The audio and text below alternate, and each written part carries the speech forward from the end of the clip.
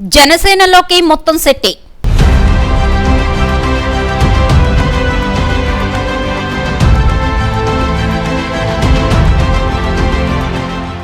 వైసీపీకి చెందిన భీమిలి మాజీ ఎమ్మెల్యే ముత్తంశెట్టి శ్రీనివాసరావు పార్టీ మారే యోచనలో ఉన్నట్లుగా తెలిసింది.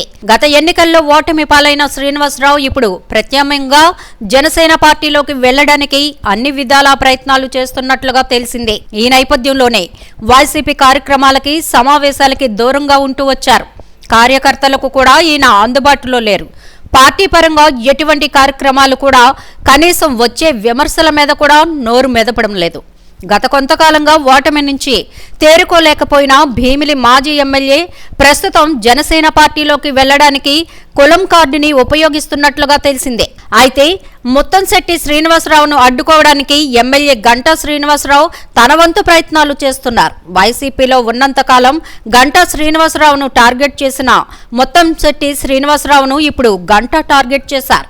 వైసీపీ లేక మనుగడ కష్టసాధ్యంగా భావించిన శ్రీనివాసరావు నాయకులకు కూడా అందుబాటులో లేరు. ఇక నియోజకవర్గంలో కూడా ఆచూకీ లేదు. మరి జనసేనలోకి తీసుకుంటారా అన్నది ప్రశ్నార్థకంగా మారింది.